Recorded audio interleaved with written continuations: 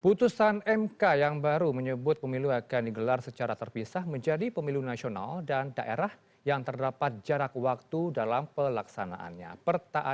Pertanyaannya kemudian apakah pemisahan itu akan memperkuat kualitas demokrasi atau justru menciptakan tantangan dan potensi masalah baru? Langsung kita bahas bersama narasumber dengan Mas Rifki Nizami Karsayuda, Ketua Komisi 2 DPR RI, serta Abang Ferry Amsari, pakar hukum tata negara dari Universitas Andalas UNAN. Selamat sore Bapak-Bapak, Assalamualaikum. Waalaikumsalam, Waalaikumsalam, selamat sore. Baik, Bang Rifki. baik Ya Mas udah, Ferry, Bang Ferry terima kasih, Mas Rifki juga terima kasih sudah waktunya dengan kami. Saya mau ke Mas Ferry, Mas Rifki terlebih dahulu. Mas Rifki, hasil rapat konsultasi dengan pemerintah sejauh ini seperti apa Mas dengan putusan MK ini? belum ada hasil apapun, kami semua sedang melakukan pencermatan Hmm. secara serius terkait dengan putusan nomor 135 tahun 2024 ini. Hmm. Dan tentu pimpinan DPR sedang menugaskan kepada kami, Komisi 2 DPR RI, Badan Legislasi, termasuk juga kepada Komisi 3 DPR RI, untuk turut serta melakukan pencermatan dari aspek konstitusionalitas dan materi putusan Mahkamah Konstitusi itu sendiri. Oke. Jadi sampai dengan hari ini DPR RI belum memiliki sikap apapun terkait dengan putusan Mahkamah Konstitusi. Tapi kalau dicermati sikap partai politik seperti apa, Mas Rifki? Apakah mereka ini sepakat dengan Kalau saya sebagai ketua DPP Partai Nasdem, tadi malam partai kami sudah menyampaikan sikap resmi bahwa Partai Nasdem menolak putusan Mahkamah Konstitusi tersebut. Oke. Dan tentu bentuk penolakan itu Partai Nasdem tidak akan menindaklanjutinya dalam konteks revisi sejumlah undang-undang yang dibutuhkan untuk menindaklanjuti putusan nomor 135 PUU tahun 2024 ini. Tapi sebagai Ketua Komisi 2 DPR RI, izinkan saya ingin menyampaikan bahwa kami sebagai salah satu alat kelengkapan DPR sedang melakukan pencermatan secara serius terkait dengan putusan Mahkamah Konstitusi ini, agar juga jangan sampai tindak lanjut atas putusan Mahkamah Konstitusi ini justru menimbulkan potensi pelanggaran konstitusi, menabrak sejumlah norma-norma di dalam konstitusi itu sendiri, yang pada akhirnya nanti kita justru melakukan bongkar pasang ketatanegaraan dalam konteks membangun demokrasi konstitusional kita, tetapi di atas puing-puing yang rapuh secara konstitusional. Baik, respon Anda Mas Bang Ferry. Apakah benar putusan MK yang baru ini memisahkan pemilu nasional dengan daerah akan menjadi inkonstitusional ke depannya dalam berdemokrasi, Bang Ferry? Saya mati putusan Mahkamah. Oke, Bang Ferry, mohon maaf, sinyal kita terputus nampaknya. Semoga tersambung kembali, ya. Mati putusan Mahkamah Konstitusi sebelumnya ya, itu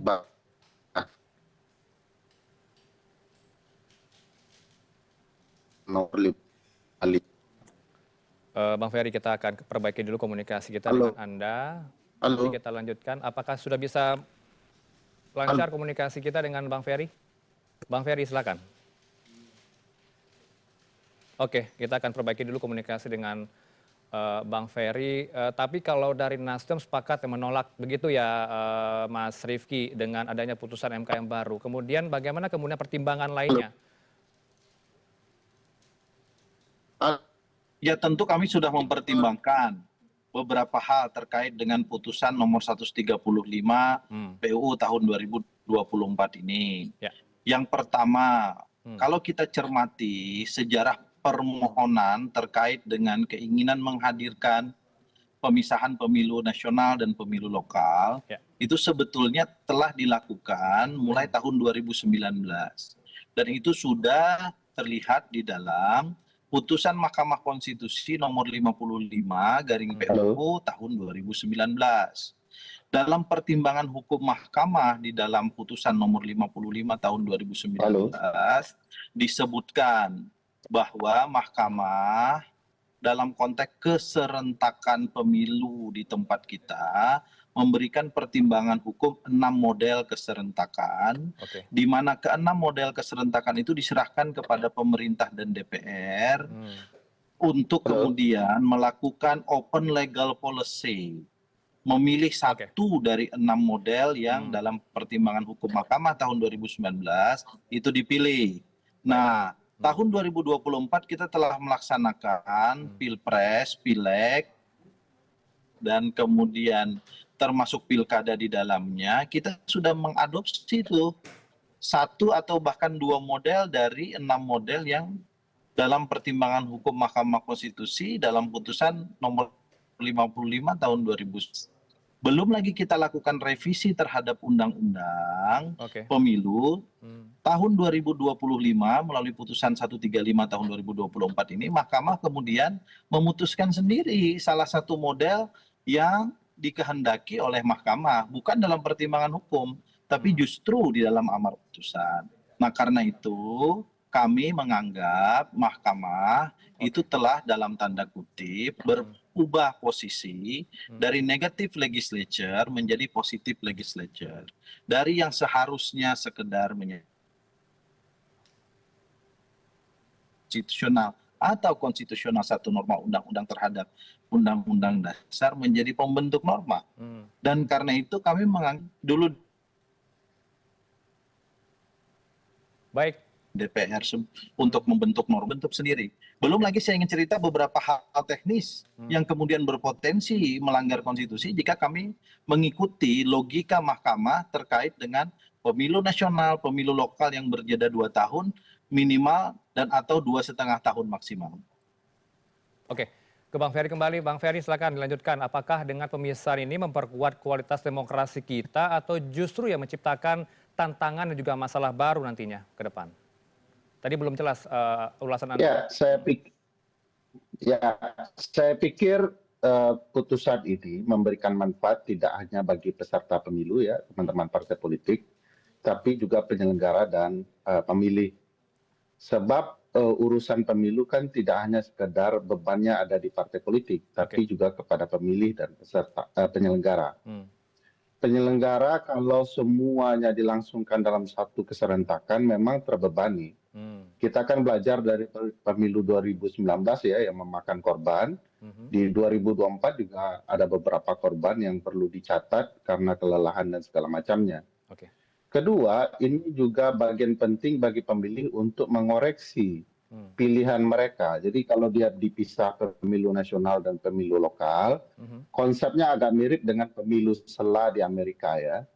Pemilih punya waktu mengoreksi partai di pemilu berikutnya. Jadi ketika dia tidak nyaman atau partai tidak memenuhi janjinya di pemilu nasional, maka dia akan dikoreksi di pemilu lokal. Nah, ini mungkin yang menjadi kekhawatiran beberapa partai ya, bahwa koreksi-koreksi seperti ini sangat penting. Termasuk sebenarnya ini malah menguntung ya, sebenarnya ini dalam titik tertentu malah menguntungkan Nasdem, karena Nasdem bukan pemerintah juga bukan oposisi.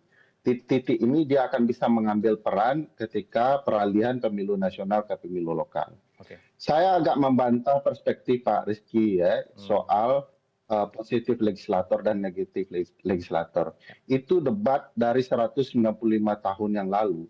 Dan ujungnya memastikan bahwa positif legislator bagi peradilan itu diperbolehkan. Karena sejarah mekanisme judicial review itu adalah positif legislator. Karena Mahkamah Agung Amerika kemudian membentuk norma sendiri. Tidak hanya norma undang-undang yang mereka bentuk, bahkan norma konstitusi, itu sejarahnya. Jadi pemberlakuan konsep judicial review memang untuk mengoreksi kerja-kerja pembentuk undang-undang, bahkan dengan membentuk norma baru. Nah, sepanjang kemudian koridor cara berpikirnya adalah undang-undang dasar, saya pikir diperbolehkan. Baik. Dan ini bermanfaat bagi pemilu kita untuk terus tumbuh dan berkembang. Saya paham memang kekhawatiran teman-teman partai politik kok cepat sekali berubah.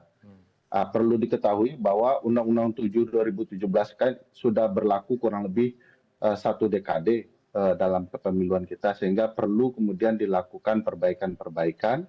Dan pertimbangan mahkamah kan adalah mempelajari apa yang sudah terjadi di pemilu sebelumnya. Nah, atas dasar kekurangan itulah mahkamah kemudian memperbaiki gagasan model-model yang mereka gagas sebelumnya, yang memastikan pemilu nasional dan lokal itu bisa digabung atau dipisahkan.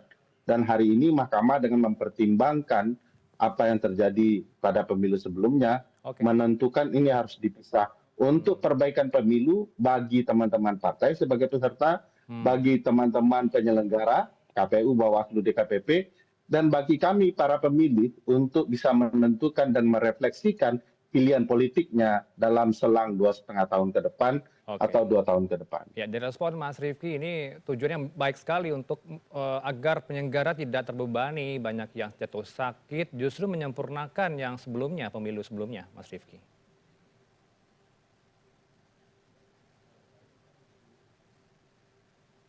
Ya, kalau alasan soal teknis itu bisa kita selesaikan nanti di dalam rumusan undang-undang yang memang sudah diagendakan dalam prolegnas 2024-2029 ini. Kami pastikan kami akan membahas revisi undang-undang itu. Bahkan kami sudah mendesain bentuknya, bisa jadi nanti omnibus law politik, bisa jadi kodifikasi undang-undang politik, yang isinya bicara dari hulu sampai dengan hilir persoalan politik kita. Hulu dari politik kita itu adalah partai politik, kemudian tengahnya ada pemilu, ada pilkada, kemudian kita justru ingin menghadirkan misalnya hukum acara sengketa pemilu di tempat kita yang sampai hari ini kita belum punya, dan di ujung kita akan bicara soal institusi parlemen MD3. Nah, yang pertama yang ingin saya sampaikan bahwa kita menghargai ide, pikiran, dan gagasan. Apapun itu dalam rangka memperbaiki sistem pemilu dan demokrasi konstitusional kita. Tetapi jangan sampai pikiran dan gagasan itu justru bertabrakan dengan sejumlah norma dan prinsip-prinsip konstitusi. Ambil contoh misalnya, ini problem teknis penyusunan undang-undang ya. Kalau kemudian kita ikuti logika Mahkamah Konstitusi melalui putusan 135 ini. Kalau kemudian pelaksanaan pemilu lokal itu 2 tahun atau 2,5 tahun dari tahun 2029 setelah dilaksanakannya Pilpres, kemudian pemilihan anggota DPR dan DPD RI, maka kemudian pemilihan umum untuk memilih presiden, wakil presiden, anggota DPR, anggota DPD, dan anggota DPRD sebagaimana di dalam ayat berikutnya disebutkan dilaksanakan 5 tahun sekali, itu kan kemudian tidak menjadi 5 tahun sekali khusus terkait dengan teman-teman DPRD. Bisa saja kemudian kita bilang, oh ini karena putusan Mahkamah Konstitusi. Tapi kan sebuah perdebatan teoritikal terkait dengan konstitusi itu tidak bisa diselesaikan semudah saya dengan udah very berdebat. Ini kan soal bagaimana persepsi kita membangun fundamental negara hukum konstitusional kita. Memang Mahkamah Konstitusi memerintahkan harus ada transitional norm, norma transisi untuk memastikan 2 sampai 2,5 tahun itu. Bagaimana masa jabatan anggota DPRD, bagaimana masa jabatan gubernur, bupati, dan wali kota, dan seterusnya. Tetapi kemudian memperhadapkan satu putusan Mahkamah Konstitusi dengan satu norma yang jelas di dalam konstitusi yang menyebutkan bahwa pemilu dilaksanakan 5 tahun sekali. Ini kan juga sesuatu yang kemudian harus kami cermati dengan sangat serius di DPR RI. Nah, kalau bagi Partai Nasdem sudah jelas, begitu tubrukan antar norma ini terjadi, kami simpulkan bahwa kami tidak akan menindaklanjuti putusan ini, karena jika kami tindak lanjuti, ini adalah bentuk pengingkaran terhadap konstitusi itu sendiri, karena putusan ini memuat beberapa hal yang bersifat inkonstitusional. Anda juga tidak mempertimbangkan frasa dari hakim juga begitu ya, Mas Rifki, karena kalau kita baca kembali ya, hakim menilai bahwa pelaksanaan pemilu serentak ini menyebabkan masalah pembangunan daerah cenderung tenggelam di tengah isu nasional. Bukan, ini coba kita nih baca amar putusannya dulu, lalu karena saya ini kan pembentuk undang-undang, tugas saya setelah amar putusan itu diterbitkan, dikeluarkan oleh mahkamah bersama dengan presiden, ya, membentuk undang-undang kan, menormakannya di dalam satu undang-undang. Nah, yang saya cerita tadi itu adalah prinsip-prinsip konstitusionalitas, kemudian bagaimana kerumitan kami dalam rangka menyusun satu undang-undang, kalau kemudian kita harus normakan ini. Gitu. Baik, tapi Anda belum jawab pertanyaan saya, Mas Rifki. Sejauh ini pembangunan daerah tenggelamkah di tengah isu pembangunan nasional? Ini bagaimana teman-teman Nasdem melihatnya? Oh, kalau soal itu misalnya ya, kalau soal pembangunan daerah dengan pembangunan nasional, satu, kita ini negara kesatuan Republik Indonesia. Yang kedua, sistem kita ada presidensialisme. Dan kita kemudian menempatkan presiden sebagai the chief of executive. Saya juga bisa mengkritik kalau kemudian pilkada dilaksanakan 2,5 tahun setelah pilpres, maka kemudian visi misi seorang presiden terpilih tahun 2029, siapapun presidennya, itu secara politis dan secara normatif itu baru bisa terimplementasi dengan baik nanti setelah gubernur, bupati, wali kota terpilih tahun 2031. Maka ada jeda waktu 2,5 tahun untuk kemudian menselaraskan visi misi presiden yang kemudian menjadi bagian dari undang-undang RPJM nasional yang harus menjadi ruh bagi lahirnya peraturan-peraturan daerah terkait dengan RPJMD provinsi, kabupaten, kota berbasis visi misi gubernur, bupati, wali kota yang tidak boleh bertentangan dengan RPJMD.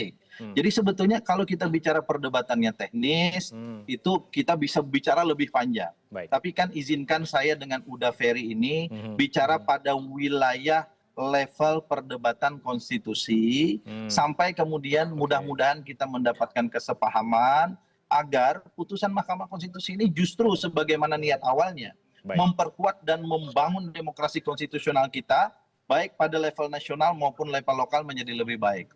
Kalau logika yang disampaikan pemilu sela misalnya, tentu berbeda. Karena kalau pemilu sela satu institusi yang sama, itu kemudian periodisasinya dibelah, agar kemudian ada separuh yang dipilih pada masa tertentu, separuh lain dipilih pada masa yang lain. Tapi kalau ini kan tidak, nasionalnya tetap, 580 anggota DPR akan dipilih 2029 kalau kita mengacu jumlah kursi yang sekarang. Lalu DPRD provinsi, kabupaten, kotanya dipilih pada tahun 2031. Koreksi bisa terjadi, bisa, tetapi bukan pada institusi yang sama. Jadi tidak apple to apple kalau kemudian kita harus membandingkan correction institutionnya melalui election seperti di Amerika dengan kemudian logika pemilu lokal dan pemilu nasional. Saya dulu menulis disertasi jujur tentang pemilu lokal dan pemilu nasional 2013. Saya paham betul logika yang disusun oleh para pemohon agar kemudian isu-isu lokal itu bisa muncul dan tidak terhalang oleh isu-isu nasional. Tidak apple to apple begitu kita bandingkan dengan Amerika Serikat. Nanti respon Anda juga Bang Ferry setelah jeda maghrib. Kita harus jeda terlebih dahulu, kita lanjutkan dialog setelah jeda maghrib. Kami akan kembali setelah jeda, pemirsa tetap bersama kami di CNN Indonesia Newsroom. Dialog bersama narasumber dengan Mas Rifki Nizami, Ketua Komisi 2 DPR, dan juga Bang Ferry Amsari, selaku pakar hukum tata negara Universitas Andalas. Kita lanjutkan Bapak-Bapak, silakan direspon tadi statementnya Mas Rifki, Bang Ferry, kemudian juga tentu jelaskan juga, kalau dipisahkan pemilu nasional dengan pemilu lokal begitu ya, ini kan tentu membutuhkan desain transisi yang cermat Bang Ferry, kemudian sosialisasi yang masif, kesiapan logistik, dan juga anggaran yang mumpuni. Ini bagaimana kemudian nanti beban negara ke depannya nanti? Ya, pertama tentu argumentasi Bang Rizky itu tidak kosong ya. Pasal 22E Undang-Undang Dasar 1945 itu eksplisit menyebutkan konteks pemilu itu termasuk di dalamnya adalah pemilihan DPRD yang berlangsung 5 tahun satu kali. Dan itu adalah azas pemilu yang kemudian tentu saja menjadi problematika yang tidak bisa disembunyikan dalam perkara ini. Lebih dari itu semua sudah sesuai menurut saya, baik pemilu presiden, DPR, DPD maupun pemilihan kepala daerah. Bahkan kalau kita cermati beberapa waktu belakangan, penggunaan konsep PJ sudah juga dilakukan untuk kepala daerah. Problematikanya memang bagaimana meletakkan pemilihan DPRD ini yang rezimnya adalah rezim pemerintahan daerah untuk kemudian bisa keluar. Dari dulu sebenarnya saya pikir Bang Rizky sudah juga memahami perdebatannya soal bagaimana rezim pemerintahan daerah itu dipisahkan dengan pemerintahan nasional. Karena ada perlu kesesuaian. Kalau kita perhatikan bahwa seringkali di pilkada kemarin itu peran atau teman-teman satu partai dari kepala daerah juga tidak berperan karena mereka sudah selesai di pemilu nasional. Nah, hari ini harapannya ketika berlangsung pemilu di daerah ya, itu betul-betul maksimal juga bekerjanya calon kepala daerah itu betul-betul disupport oleh teman-teman dari partai yang bekerja dan sekaligus melakukan kampanye. Nah, sekali lagi bukan ini tidak permasalahan, tetapi kita memang butuh konsep yang lebih detail untuk memastikan agar apa-apa yang sudah ditentukan di dalam Undang-Undang Dasar seperti yang beliau sampaikan itu tidak terlanggar. Tapi perlu juga dicermati bahwa putusan Mahkamah juga sudah mempertimbangkan konsep pasal 24C bahwa mereka yang paling berhak menentukan sebuah undang-undang itu berkesesuaian dengan maksud dari Undang-Undang Dasar. Maksud asli Undang-Undang Dasar ini tidak hanya textual meaning ya, tidak hanya makna pasal per pasal, tapi ada juga kontekstual meaning ya, apa yang terjadi di lapangan, perlu perbaikan tata kelola pemerintahan daerah itu dibutuhkan.